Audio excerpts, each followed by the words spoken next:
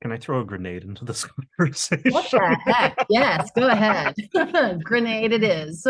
Non-judgment is BS. We're all constantly judging all the time. And I think the trick is to recognize that and contain it and not.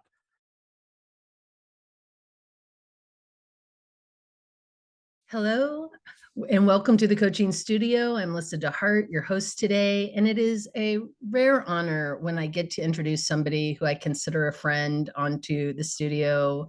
So that would be Gideon. That's right, you.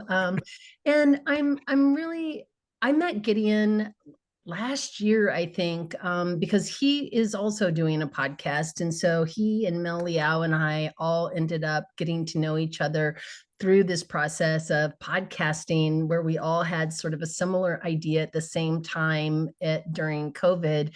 And it's just been a pleasure to get to know you over the last year or so, Gideon. And I'm just very grateful that you're on my show today. So thank you for being here. Yeah, it hasn't even been a year, and it feels like a deep friendship that goes way back. So Yeah. consider that. Yeah. So it hasn't even been a year. Hasn't You're even right. been a It year. hasn't even been a year. It's been mostly this year. Um, God, that's crazy. So, well, anyway, God, our forever God, that's friendship. crazy. I think that could be a tagline for me. Gideon, that's crazy. So Gideon, I mean, kind of what it is that I'm really curious about, just sort of this journey arc that you've taken towards your MCC. I think I was reading that you got your MCC in 2020.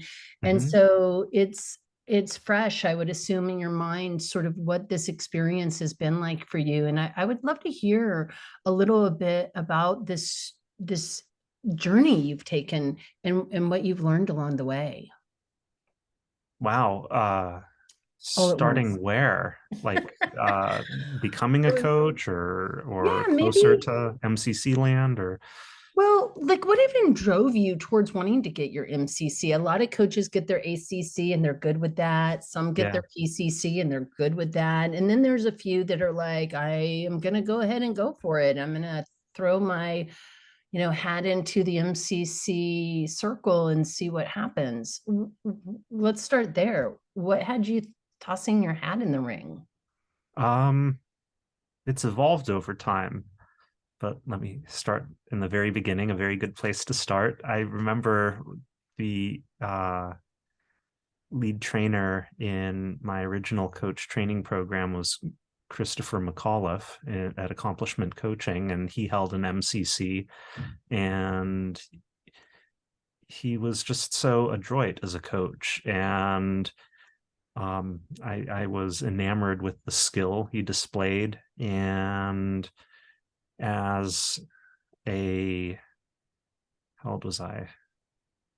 I guess I was like 32. As a 32-year-old entering coach training, um, knowing that I didn't like the professional path that I was on, and seeing coach training as a remedy for that, I thought, here's someone to model myself on. And I made up my mind that I would spend my 30s mastering this new field. And that word Mm-hmm. got into the the idea stream, and I think I fixated on it, and it became kind of a fixation for a while. And I never got my ACC. I skipped straight to PCC in 2014, and just kind of had this MCC thing out there as something that I needed to do. But um, 2020, which is when it was at the end of 2019, I said, okay, I'm clearing the decks after this. I'm going to focus on earning this credential because it seemed like an appropriate time. And the year handed my ass to me like um like it did to so many other people. But I had signed up at the beginning of 2020 for a mentoring program with Carly Anderson, and Carly just makes it so freaking easy. There's a library of people who've um, submitted conversations that have passed MCC that you can listen to and just kind of get a mental model of what a masterful coaching call is. And there's a lot of variety. There's no one way to do it. But I just remember joining this and thinking, okay, you know what? There's a gap. It's not a big gap. I just need to close it and I'll be there. And then everything fell out from under me. The most important thing being childcare. And from, Mm. you know, um, one day to the next, I became a full-time caregiver who had no space to uh, just focus. And without the focus, I felt like I was dead in the water and didn't know how I was gonna make it. But I think that that is that's really important in my own MCC journey, because I feel like my kids who were just 5 and almost 2 at the time became my Yodas. um, Early on in my initial coach training, I learned that we never coach family. This was a rule to be followed, and I think that they just didn't want people manipulating the folks around them with brand new coach skills. But I found, as I was studying for the MCC exam, that while I'm not there to manipulate anyone, because we're all in the same boat together and it's, very close quarters, I would be insane not to use these skills on my kids. And I think that as a result, I give them a lot more space, and they have a much more assured grasp of the reins of their own life than I ever had before my 20s. There's something that you have said, and I don't know if you said it specifically, but it's certainly what's showing up for me as you're talking, which is a intentionality. Whether it was an intentionality about modeling yourself after a coach that you respected, or an intentionality of really taking these skills that you are developing and utilizing them in a useful, powerful, compassionate way with people in your family. I'm really curious about that intentionality that it is so much a part of how I experience you anyway. What's the question about the intentionality? What is, what is that intentionality for you? How is that even a piece of how you view it? But if it is, what is that intentionality that you bring to what you are doing?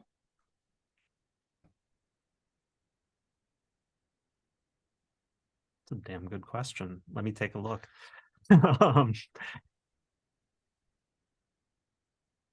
I'll start, as I often do, in a circuitous manner and tell a story. This morning, my wife and I had a tiff about bringing kids to school, and my daughter needs her morning power struggle, and it just delays things. So I took my son to school, and on the way he was like, yesterday was a good day and this morning was not. And I realized in that moment, oh my gosh, like there's this huge underlying commitment for how mornings could go. And so I worked with him to get detailed about it, let a vision emerge, and challenged him to bring that to our family tonight, and have this commitment be something that guides us, that directs how we conduct not just our mornings, but our family in general. Like, he's 7 years old, and I want him to know what it's like to be able to shape the climate of an organization, namely our family. And all good and well. And then he said, okay, but what if people don't go along with me? And I was like, okay, guess what? If they do go along with you, which is not very likely, you get to tell us all how well we did. And since it isn't very likely, get prepared for it to not go the way you want. And then you can zero in on the little pieces that we may be getting right, but your commitment remains. Your vision for how our mornings unfold remains, and you can keep bringing our attention back to that. You can keep encouraging our action in that direction. And the reason I mention this story in answer to your question about intentionality is that I think I'm pathologically overcorrecting from my own childhood and really just want to give my family the sense of power over their own experience of life that I don't think I even have today. Mm-hmm. Yeah, it's really, it strikes me as that issue of the locus of control, right? What do we have control over and what do we not have control over? There was a book I read and there was a line in it that is showing up, which is, the goal is the goal. The plan is not the goal. The goal is the goal, right? Like, so how can the plan shift and change? And I think that piece of intentionality of like, it may not go well, but it's going to go somewhere. So prepare yourself, as long as you keep your eye on the goal, which is that we have a better morning in this particular case. Yeah. But I'm clear that like the ripple effects from a better morning are tremendous. And as I was having that conversation, I was also clear that, coming back to intentionality, I didn't know what a commitment or a vision really kind of felt like until I started thinking about it in my late 20s. Mm-hmm. And I don't think that kids are unable to conceive of these things. I think that in those instances when kids do point their attention in those directions, they're most likely to encounter a petulant adult who can't deal with it and traumatizes them to never go there again. Mm-hmm. Yeah. So back to intentionality, Yeah. not that. Yeah. Yeah. Not that. I mean, I'm hearing how coaching has impacted your family in that regard and your capacity to be curious versus controlling is Yeah, almost what I'm hearing. How do you think your family has impacted your coaching? I mean, tremendously. um you know uh every day throws challenges my way, and it's just about meeting people where they're at. And um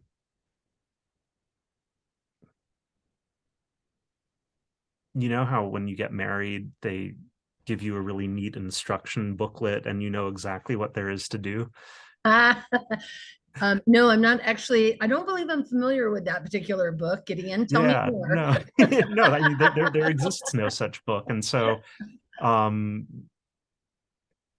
every every day I'm faced with challenges that I have no freaking clue how to address. um and if you're a grown up and most of the people you interact with are grown-ups with like active prefrontal cortexes, um you're not used to the level of like just rank irrationality that a kid throw your way. And so being able to lean into um whatever randomness without needing to know, but just trusting I can show up and I've got this. Like my daughter came home and my wife reported she'd had a bad day. And so I said, okay, do you want to go for a walk around the block after dinner? And she's like, okay. So I just like I didn't know what to expect. And I heard her out and she was telling me all about how um, you know, she really needs to mistreat her dolls and these are hair-raising things to hear, but as a coach I've learned it's more important for uh her that I just hear her rather than try and fix anything. If she were treating people this way, I'd have to report her to the authorities, but she's not. And she's 4, right? And I think that just being there to hear her out puts her at ease and engenders a level of trust that you can't coax. Mhm. Yeah, it's that setting aside of judgment of rightness and wrongness, if I'm hearing you correctly. Yeah. And how do you, I mean, I'm guessing here, but because it seems like that's a harder thing to do with the people we love versus the people that we love at a distance, like people we're working with where we care about them in a great deal, but with our children or our spouse or our family in general, it might be harder. How are you able to get into that state of non-judgment and open curiosity to take this walk around the block and hear these things? Um, can I throw a grenade into this What the conversation? heck? Yes, go ahead. Grenade it is. Non-judgment is BS. We're all constantly judging all the time. And I think the trick is to recognize that and contain it and not let the judgments that we have, because that's the factory setting we come with. We are wired to judge the living daylights out of anything that happens, out of anything we hear. Um, but contain it, because the damage isn't done in the judging itself. The damage is done in reacting based upon the judgment. So it's creating a little space between um, how I constantly and harshly judge and what I say and how I hear, how I listen. Yeah, that's beautiful. I mean, I'm 100% in agreement with you. I mean, if we have a brain, we're biased, right? So we can't help but make judgments, positive or negative, right? Like it Yeah, isn't even about one or the other. We do both equally. This is good, that's bad, this is fine, that's okay. harsh ones are more fun. Well, harsh ones are certainly They're more fun. they're harsher. Yeah, so that just again, intentionality of deciding, hey, here's the judgment. I'm going to set it to the side so I can just be present with another human being. Yeah. Yeah. Just parenthetically, I lead workshops for people who are considering entering politics. And whenever we create the ground rules, someone says, okay, and we're going to be non-judgmental. And usually I'm just a steward for whatever idea comes along. And I draw a line in the sand on that one. Like, we're not going to be non-judgmental, but what can we do with our judgments that's actually going to benefit the group? Yeah. Yeah.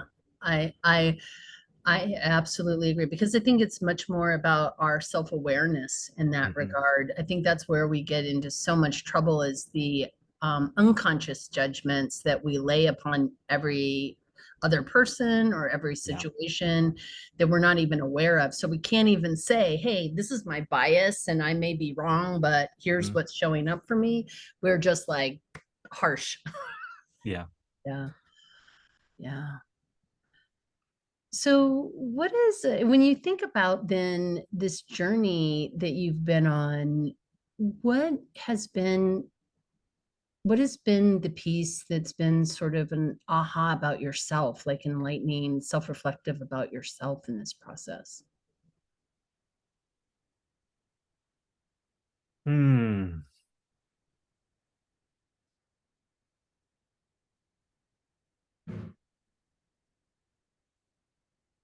I have two answers. One of them as kind of a tail end to your previous question about how my family has shaped me.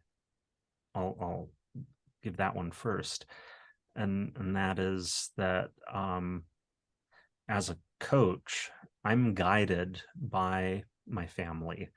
Um, I think I have two main strains or sources that I draw on these days. One being classical literature, which is just a pastime that I pursue relentlessly with my son. And the other, due to my daughter's spatial intelligence, like, I'll go and cook a meal and then come back into the living room and see that she's like recreated Roman aqueducts out of magnetiles, even though she's never seen Roman aqueducts. It's like, oh wow. So that has led me to pursue Lego serious play on the one hand, because it's just a cool modality, but also intentionally because I want to be able to meet my daughter with her spatial intelligence where she's at. And I'm kind of, in over my head there without a spatial intelligence that's like that of my own. So that's one answer. But what have I learned about myself? I think this relates to how we envision growth.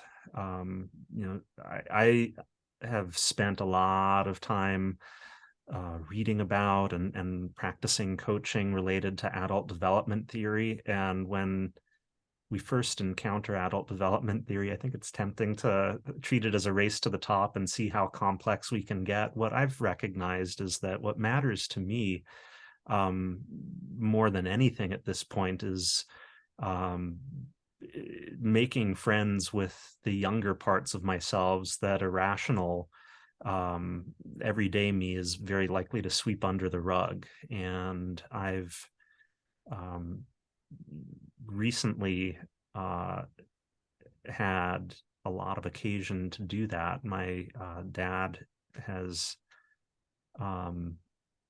been in hospice care. He entered hospice care last month, and I all at the same time, my daughter broke her arm, and it just felt like everything was coming crashing down. I've been operating inside of a haze, and I asked my mom to send out my childhood Legos so that my daughter could play with them. I quickly realized that it was much more important for me to do this, because they're kind of like Proust's Madeleines for me. Just getting my hands on these old sets and building them has evoked memories of what it was like to be four, and to get in touch with who I was as a 4-year-old and why that mattered, and who I was as a 9-year-old, and how that needs to inform me as a 43-year-old and whatever I become after this. So I think, that is I'm not really making a clear connection to coaching here, but it has just I think made me more spaciously available to everything clients bring to sessions. I never know what it's going to be, but if I can meet the younger parts of them with a younger part of myself that isn't on the outs, that I'm not in friction with, it's just softer. Yeah. I know you and I had been chatting before about this idea of spaciousness in coaching, and I'm Yeah. curious if you would talk more about what, because I know it's important to you and it's something that has been a Mm-hmm. bit of a, I don't know if it's a drum that you've been beating, but I do know it's important because we've talked about it before. I would love to hear more about your thoughts on creating that spaciousness and space and silence within coaching. It really comes down to what coaching is about. I used to think coaching was about, maximizing potential and bigger, badder, raw, raw. And I've come over time to see a different side of coaching that I'll label alchemical witnessing, which I take to mean when we witness someone and they experience being witnessed, there's a kind of state change. Mm-hmm. And maybe it's a quickening, maybe it's a bringing into focus in a way that we can see it and act on it, what actually matters to us. But all it takes is a conversation where someone feels profoundly heard and profoundly seen for somehow, and I'm not talking about bigger and badder and better, but somehow for us to really experience ourselves differently. And I think that's the spaciousness that I'm intent on creating and offering in coaching. Alchemical witnessing. That's magical. And it really, and again, I think this is something you and I have sort of talked about a little bit, which is how unheard so many of us in life feel in our everyday life. Unheard. Oh, you are being a twerp. Hilarious. Yeah. How unheard we feel. You were just cracking me up here. But just, that sense of really truly being heard by another human being. I don't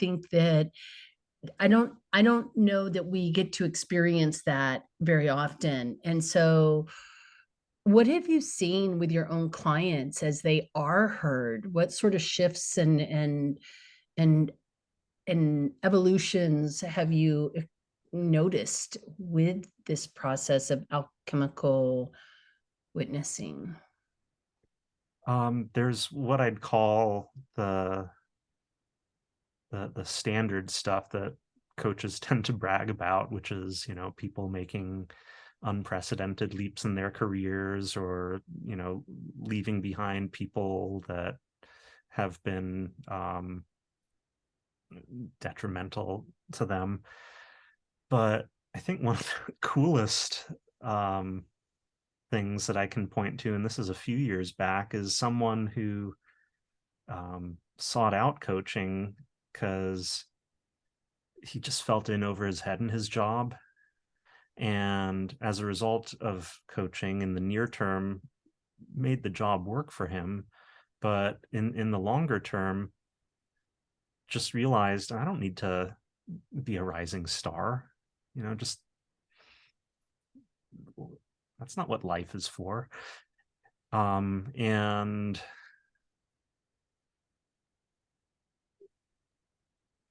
it's not really always an explicit theme, or it rarely is, but I think that some of the best coaching that I've had the privilege to accompany people in is the coaching that brings into focus the finitude of life. The runway is as expansive as it is, but it doesn't go beyond that. And I think just making peace with being alive means you're going to die. What are you going to do between now and then? Mm-hmm. And how are you going to be at home in yourself as you do that? Yeah. What is the experience that you want to or choose to have in this Yeah. short amount of time that we have in this experience that we're in? Yeah. And the experience that I think we're often socialized to want to have um, is something that many people don't want when they look under the hood. Yeah. I mean, it's reminding me of just in my own life what my idea of success was at like 15, what my success of looked like at 24, what it looked like at 35, what it looked like at 45, what it looked like at 55. Like these things have slowly been, they're not like astronomically different, but what was important to me at one point is no longer what was important to me at one point, right? Like it is Mm-hmm. shifted. And I think there's a opportunity to deepen our appreciation of the experience that we're having. Not all moments of it are good, and this sort of brings up something too, which is, how many you read, I know you read literature and there's epic stories, right? How boring would these stories be if it was only ever one note through the entire story, right? Like the hero needs the ups and downs in order to Mm-hmm. create an interesting story. And I think that's probably true of our own lives also. I don't know. How does that, what shows up for you as I say that? Yeah. Um, well,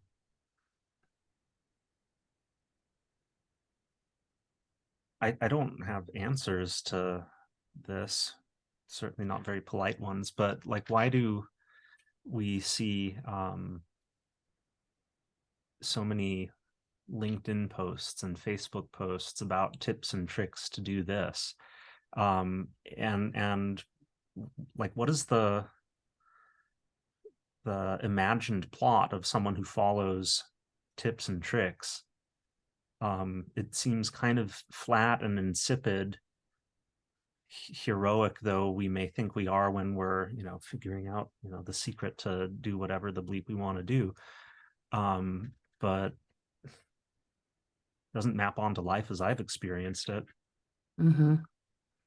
Yeah, it is in my mind, it's kind of this funny, it's this kind of interesting tension, maybe is the better way of saying it, where I don't know what you're courageous enough for, brave enough for, strong enough for, whatever the enough is that you need to be in order to do what it is that you need to do. So I know sometimes, mostly because I've experienced my way through fears, I know what I'm capable of stretching into, but I don't necessarily know what another human being is capable of stretching into. And this Mhm. idea that there's this one size fits all solution to Yeah. success is just, it's always so interesting to me, because the real thing is, why do you need me to tell you how to be successful when it's really what's in your way of success that only you can possibly ever know? And there's probably not a worksheet alone that's going to determine that for you. So one of the things that I've been reading this fall is it's actually right in front of me. I'll lift it up here. It's Plutarch's Lives, Wonderful. and Okay. so Plutarch lived in Greece under Roman occupation about 1900 years ago, and wrote about um, Greeks and Romans in pairs, comparing them to each other. And what I find really fascinating about um, the the lives in pairs is, um, I think he's, I don't know exactly what the project is, but it seems like he's trying to map out human agency and figure out, how things came to pass. Um, and there are so many different people who had a lot of agency, but some of them were master tacticians, but not very reflective. And they were incredibly capable, and ended up betraying the polities that they came from. There are others who were um, incredibly reflective, but also expedient, and they were uh, uh, not traitors to the polity that they came from, but were happy to sell out thousands of lives of people on their own side in one fell swoop. And it's just amazing to look at all of these different people and what choices they had and what they did with them, to just obliterate any sense that there is a way to lead. There isn't one way. What are you made of? What drives you? What do you stand for? What are the circumstances in which you operate? Someone like um, the founder of Sparta, as Sparta, was able to do what he did, Lycurgus was able to do what he did, because he came from a place of royalty and had that authority vested in him, whereas Solon, who tried to shape Athens into what it became, had to rely on influence because he didn't have that social status. And it's like all these different variables that matter. If I just say, well, because I say X, Y, and Z, X, Y, Z is going to happen, I think it doesn't factor in a lot of things that I would do well to factor in. Mm-hmm.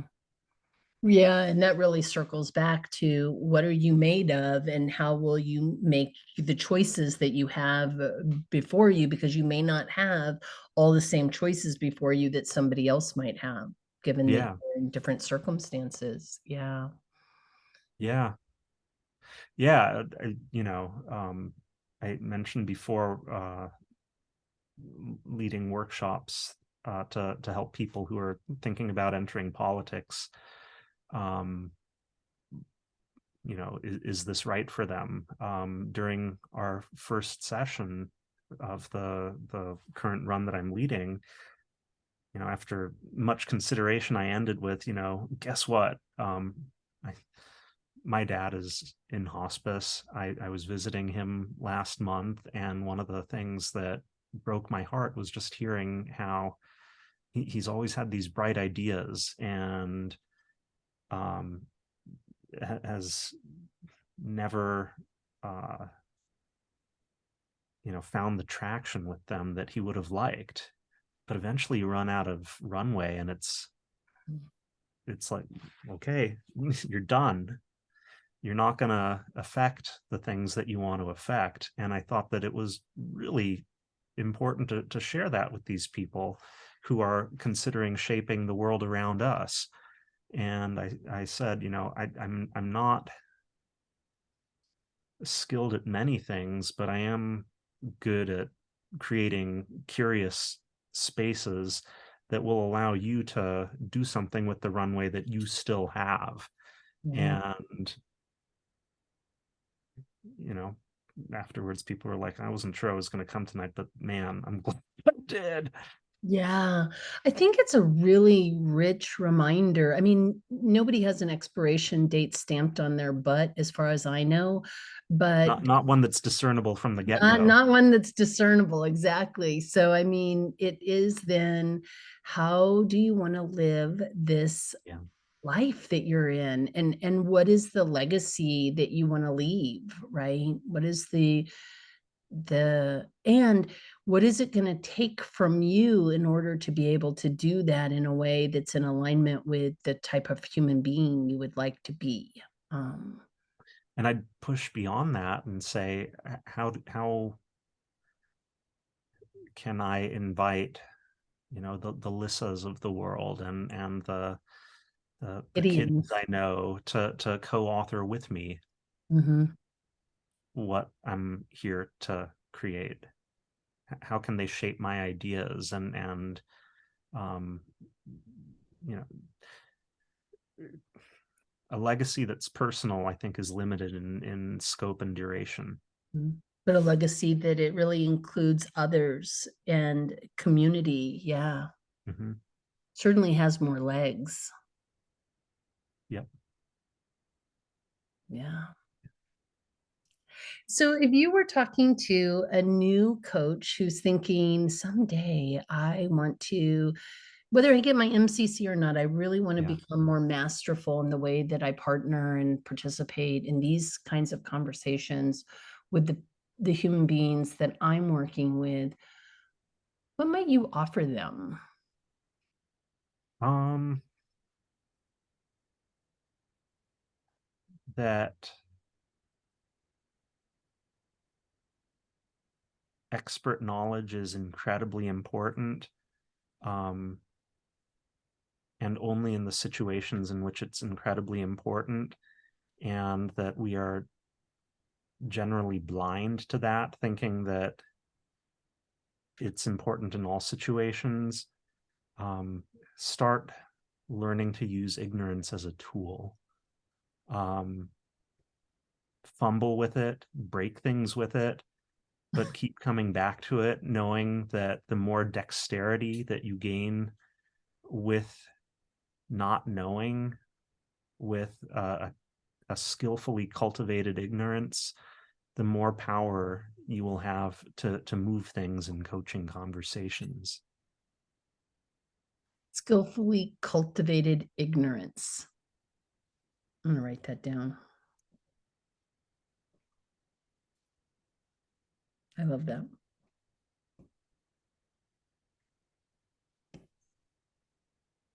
And I think, I think it's that state of not knowing, that state of wonder, that state of curiosity that is something that allows us to, again, kind of circling back to something we said earlier, is that being and really hearing somebody. Like it's, it's really hard to hear somebody when I'm thinking about my next question. It's a lot easier to really hear them when I'm just really present with them and listening deeply in my skillfully cultivated ignorance. I love that. I So the last coaching conversation I had immediately before you and I spoke today, I was speaking to someone who oversees a lot of people, and as a result of coaching has um,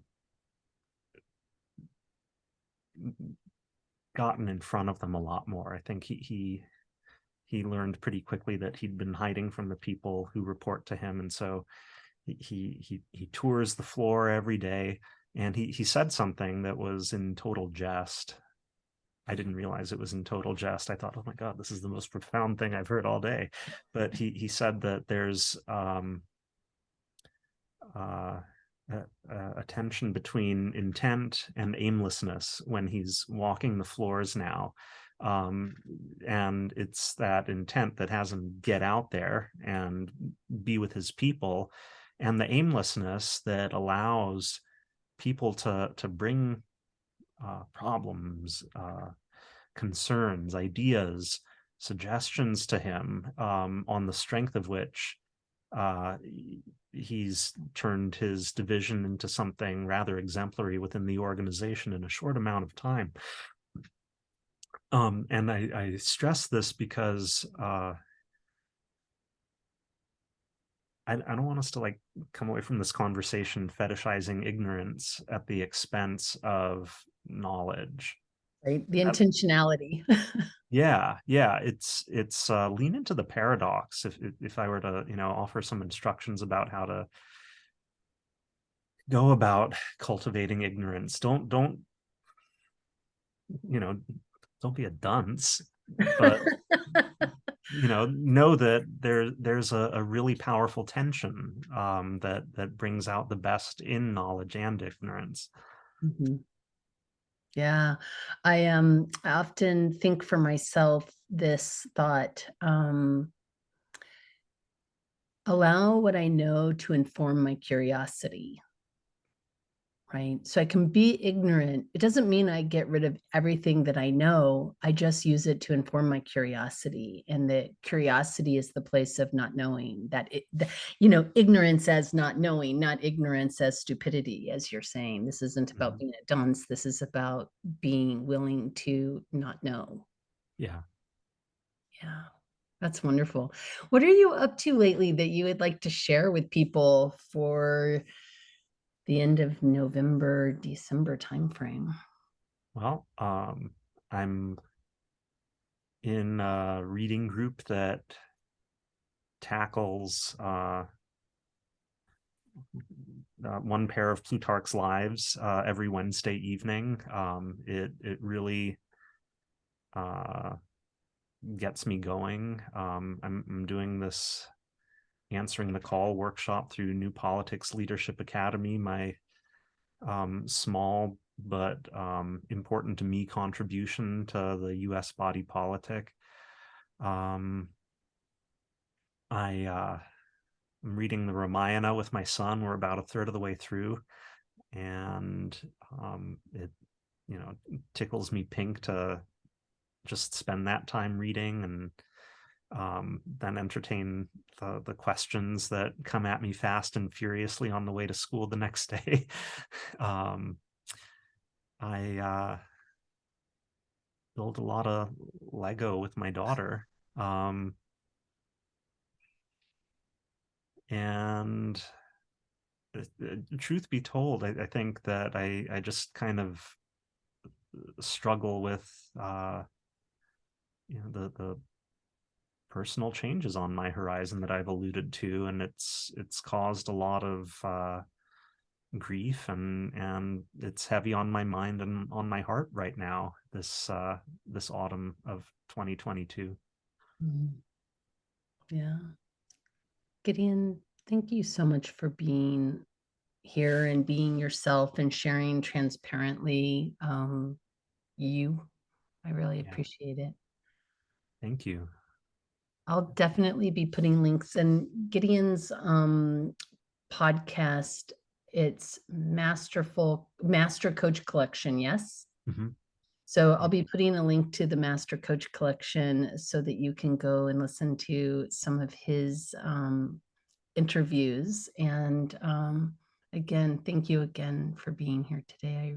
I have very— Can I say one thing about the Master Coach Collection? Absolutely. You can say anything you on want about it. I love the Master Coach Collection just because it's a real look at who we are as coaches, given what I've been carrying around recently. I haven't done much work on it, but if you're listening to this, if you hold an MCC credential, if you haven't been on it yet, reach out to me. I'd love to get things up and running again. Also, if you have an MCC yeah, credential, reach out to me too. So yeah, make this easy on us, guys and girls, and people who don't identify as either. I'd love to speak to more people, and I've neglected that recently and would love your help getting it up and running. I'll definitely be putting that link in there so they can go find you on LinkedIn and say, hey, I'm ready. Which is what you did, which is how we met. Which is how we met. LinkedIn is awesome for networking because I was like, hey, I see you're doing this thing and I'm doing this thing. I want to talk. Let's talk. Let's talk. So that's how you and I met. That's right. Yeah. All right, my friend. Thank you. Thank you again so much. You're most welcome. And thank you for creating this space where anyone can learn about us. And maybe themselves a little bit too as a result of that. Yeah. We're not so special. No. Yeah. Thanks again. That's the elephant in the room. That's right. That is the elephant in the room.